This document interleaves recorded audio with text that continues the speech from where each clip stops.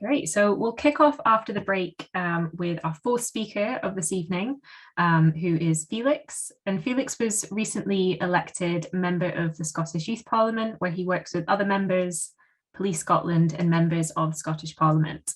And Felix is also part of the new batch of I Will ambassadors, and in this role has met and worked with a variety of different charities, including the Marine Conservation Society, the Wood Foundation, the Woodland Trust, the School of International Future, and many more organisations. And Felix really cares a lot about youth voice and young people's participation, which is what he's going to be talking to you about today.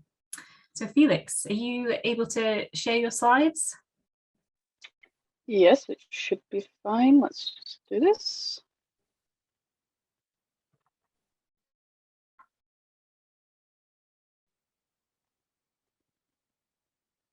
How's this? Perfect. Okay, cool. I thought I'd lost y'all for a second there. We can hear you and we can see your screen. Oh, right, okay, there we go. So I have the best PowerPoint because it will come into play later on, but I think this might be the best PowerPoint because I have animations. Let's just say that. So hi, I'm Felix Schofield. I have kind of dark brown, blondish brown hair. I'm wearing black headphones and I'm wearing a grey white jumper. I normally do that at the start of every time I introduce myself because I like to make sure people know what's going on if they have a visual impairment. And like Naomi said, I'm a recently elected member of the Scottish Youth Parliament, which was mentioned before, and an I Will ambassador as well. So I'm going to talk to you a bit about youth governance, and participation. So first of all, why it's important. So you get to hear many different opinions, especially since we're such a broad range of people as well, and especially because we have a lot more access to things now. We have a lot more education because we have access to social media, we have access to news sites, we have a lot more like awareness of the world. Seldom heard groups as well, especially for those who want to be heard but maybe don't have the requirements or the access to be able to do that. That's normally where we kind of come in and try to be like, well, this is why it's important. You need to hear these people and they need to be involved because these are the ones that are usually affected most by certain things, especially climate change. The ones who contribute to it least are often the ones that are affected by it most, which is nuts to me, and it's quite heartbreaking at the same time. It also prepares us for the future. Something I say all the time when I'm trying to apply for new things is that I want to be a part of this because I'm going to be the future. You know, so it's like basically I want to be as educated enough and aware enough because I'm going to be a part of the future generation and I want to know what's going on. I want to be involved to make sure that the future is the best it can be because we're the ones that are going to be living it. You know, people always joke about, I was recently at work and someone said to me, you know what generation I wouldn't want to be born in? I would not want to be born in this generation. So if that doesn't tell you something, I really don't know what will. And of course, there's many other reasons why it's important. These are the main three that kind of just came to my head immediately. I just think that we need to be a part of these groups. We need to be sitting at the table. And that's why I'm so happy that it's happening a lot more now, that there's now a youth trustee on every board or panel, or at least they're starting to move in that direction. So here's my story. So that picture you've first seen there is me finally getting elected as a member of the Scottish Youth Parliament. That's my acceptance into the I Will programme, and I will go into more of my story. I'm not just going to show you pictures and just describe them to you, don't worry about that. And so here's another thing, this is my group of work with the Police Scotland. There's the Next Generation Champions, which is the School of International Futures. There's me taking over the I Will Instagram, going into an event. And there's me speaking at an event as an I Will / MSYP. So my story starts in 2020, around February, when I get a message on Teams from a teacher at my school, from Mrs. Davidson, who says, oh, the Scottish Youth Parliament are going to be hosting elections soon. Who's interested? And I sit back in my chair and I'm like, well, I remember hearing about this back in my first year of school in 2016, and I was very interested in it. I just remembered it. And then I was like, basically the whole point of my story is that I just said, why not? And so I said, why not? And I put my name down to get more information about it. And then I was off on my campaign journey. And I have to say, I won't lie to you, in the middle of that, I was going to my 6th year. I'd also applied to be an I Will ambassador at that point. As I was sitting there doing it, I was thinking, I really don't know if I can do this. I really sat back and I was like, I was still gonna like put myself forward and stuff, but I sat back and I was like, if I don't get elected, I think that'll be for the better. Because everything was kind of piling on top of me at once. And I had no idea if I really wanted to do this anymore, which some would say is quite sad, but I'm glad I was elected. I'm very happy I was because it's led me to all these different opportunities you see on the screen right now, and on the next slide there'll be a bit more. So I was elected as a member of the Scottish Youth Parliament in November. I was standing outside my dad's house until I heard it, and then I was on the car drive back giving my like acceptance speech.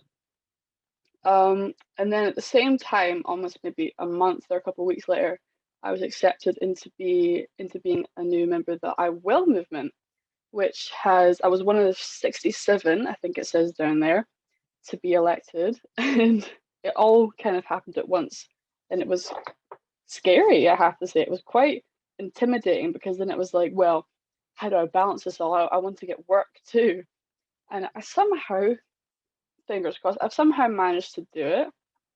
And so through the Scottish Youth Parliament, that's where I was selected to join the Youth Ethics Advisory Panel, which works with Police Scotland to help advise them on certain areas of their work that may not have much like guidance to it. And we just kind of guide them in the direction of what we as young people think would be the best way to go about it. And down in the bottom left corner is me speaking at the YPI event, not the finals, it was like the celebration event for YPI, which was the first, which back in 2018, I won that, and I won for my charity that I chose, which was Kathleen's Cabin, if any of you know it. I won that, and years later, I come back as a member of the Scottish Youth Parliament and an I Will ambassador, speaking on stage about how YPI basically got me started on my journey, because I just remembered it all happening. And also through I Will, I was accepted into the Next Generations Champion Programme, which was part of the School of International Futures. And we've recently just wrapped a project with them. We were trying to just like design our ideal futures using a set of values. And the ones that my group came up with was basically, we went back to our roots and we kind of forgot about capitalism. We forgot about all that, and we started growing our own food, working in our own communities together. And it was quite interesting to see a bunch of other groups coming to the same conclusion. And they had purposely picked a group of people between the ages of 15 to 20 to 30, actually, who had no idea about international development in the slightest. And at the end of the project, they were going to make us present to a bunch of experts. So imagine how intimidating that is when you go in to speak to a bunch of experts on something you know nothing about, and you're scared that you're going to get laughed at. Thankfully, it didn't happen, and they were quite interested in what we have to say. But there's currently another thing going on with them, because now they've got some funding from the National Lottery, I think, as well. So it's a new project called My Community Futures. And if you're interested in that, I'm sure you can look up their website, or there's probably been advertisement in other places. I can put in a link in the chat. Don't worry about that if you're interested. And it was really good. And I'm kind of a part of the core group, the first batch, if you want to call it, but it was a really good time, and it was intimidating at first. And the bottom right is an Instagram story about me taking over the I Will Scotland Instagram, because I was heading to Edinburgh for an event, which I'll touch on a bit more in the next slide.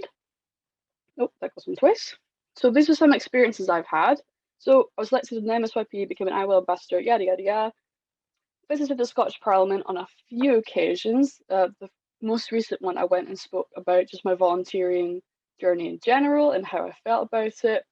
And it was quite scary because I was looking at a bunch of MSPs and talking about myself. And I don't really like doing that. It might be surprising since I'm doing it now, but it just makes you feel a bit more uncomfortable than you'd realize because you're supposed to, since you're surrounded by all these amazing people who have really amazing stories, it kind of gives you a bit of, oh Jesus, I don't know if I should be here kind of vibes, but it went perfectly fine. I was with two other ambassadors who were lovely. I was with Jenny Snell, who has currently moved on now and is CEO of Women's Scotland, I think she is now. It was an amazing one, amazing progression. I was so happy for her. Sad that she was leaving our organisation, but very happy for her at the same time. So I'm also a member of my local youth council, and my support workers here just now actually. Her name's Caroline. If you want to put in the chat, hi Caroline. I know you're here. And we've recently just started getting on the ground with that. We've started meeting in person as well, which is fantastic. I hate online stuff. Sorry about that. I just can't really deal with it sometimes. So it's quite refreshing to actually meet everyone in person, and we're excited to start getting some more projects underway now. So I spoke at events, as you've seen the picture of me at the YPI event, speaking to all of them. So yeah, that was quite scary, being in an auditorium, speaking on my own. I think I got through it fine. I got plenty of compliments, so that really boosted my ego too. And plenty of other things, like was mentioned before, I'm part of the Marine Conservation Society, well, the Youth Ocean Network program, and I'll hopefully be moving to the Adult Ocean program on my birthday, since I'm only 17 just now. I've done some kind of consultation work with the Woodland Trust, listened to them about their policies and stuff like that, and I might be going to another conference later in September to talk about youth experiences in a room of MPs this time. There's some other experiences on the next slide too. So this is a bit kind of different. What went well and what didn't go well. So there's a few different things here. First of all, me and beach cleans do not seem to get on. I don't know what it is. I'm very interested in doing them, but every time I've tried to apply to do one, it's been cancelled. So I'm hoping this time, since I'm now with the Marine Conservation Society, that they've got their program working, they've got a week of doing them, that I'll finally get to join one. So not the fault of their own, but I wish that maybe it's more of trying to get more people actively engaged and interested. And as you see there, there's also Bristol. Also, due to no fault of the organisers, my flight was cancelled an hour before it was supposed to take off, which led to me and then again Jenny Snell having to get a train down to Bristol, join an event, meet Princess Anne, all having woke up at 5 o'clock in the morning. So it was a great event, not a great start to the day. So there's the Youth Peace Building event, and that's the one that the Instagram story was about. So I think the only one with this was a really good time, but I was the only young person there. And seeing that first word there, youth, you kind of expect to see a few more of us, but I think it was a good opportunity, but I think there should have been more young people there, definitely, because it's all about youth people, young people. There's also some advisory meetings with the I Will movement, Scotland, and also UK wide. There's quite a disparity. The UK wide one was very interesting to go to. I just felt like I was falling asleep. Honestly, it was a lot of just people talking and nothing else going on. But with the Scotland advisory meeting, we got to plan the agenda. We were actively engaged in the process. We got to pick what we wanted on and what we didn't really want on. It just felt a lot more engaging. So in conclusion, don't fly with EasyJet because your flight will get cancelled on you without a moment's notice, which was very bad.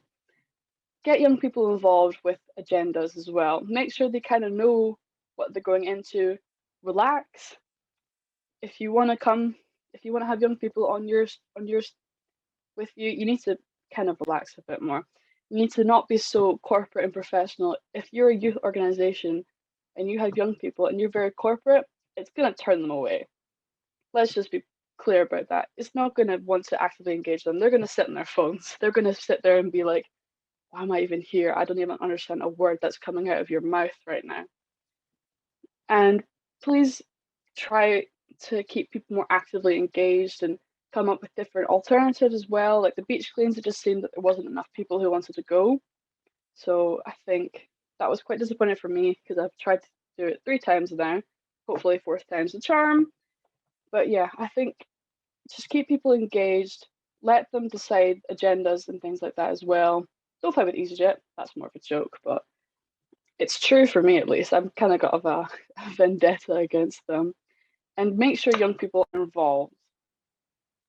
That's just the common conception overall. Just make sure they're involved.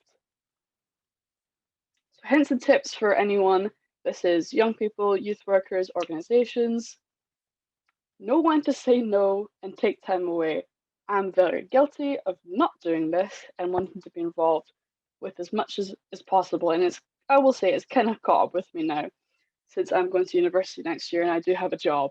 So I think it's the universe trying to tell me you've done a lot just now. Let's just take a little bit of a break. So I think I'll try to listen to the universe.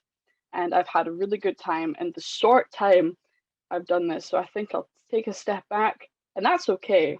That's something I had to come to terms with. That's okay to take time away and say no to opportunities because I have a life and I love doing this stuff, but I need to make sure to balance it properly.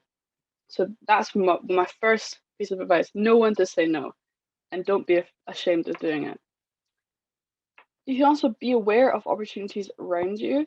That goes for organizations as well who want to push more or have contact people. I think you yourself as a young person, you can do more research, but it's also good if other organizations who maybe have similar interests with another organization are aware of what's going on with them so they can then share other opportunities and be like, oh, you're interested in this. Well, here is this right now, which is why IWell's so good because it's not its own thing. It's a collection of different organizations that all kind of work collaboratively together and they just share around what's going on with them. So I think a lot of other organizations should do that as well.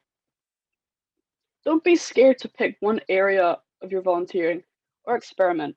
So clearly I've done a lot of different things and I haven't really picked an area, one specific area I want to be involved in. I like kind of keeping my options open, but it's fine just to specialize. Just sit down, you just like, I want to do this. That's what normally people start with. They start with one thing and then they move on, or they start with everything and then pick one. I think that's a good idea. I think whatever you feel comfortable with, you should do. Don't be afraid to just sit down and be like, I'm going to stick to this because I feel comfortable. I want to work here. I want to work hard. I know I can do it. Or if you're like, well, I'm not entirely sure since you want to be engaged, but you don't exactly know something specific, you can do whatever you want, really. Oh, another one I just thought of. Make sure if you have young people, make sure you have your calls at a decent time. Recently, I found out that the IWell movement had calls that were during school time. And it's an organization that's supposed to be led by young people. Thankfully, that's changed. It kind of had to change, but I think that's just common sense. If you want young people to be involved, you should have it time. You should have it at a time when young people are fine to go. So just be reasonable and logical. Keep young people engaged. Keep them on the boards. It's important. They're the future generation. They want to be involved as well. Thank you. I think it was way too long, but oh well.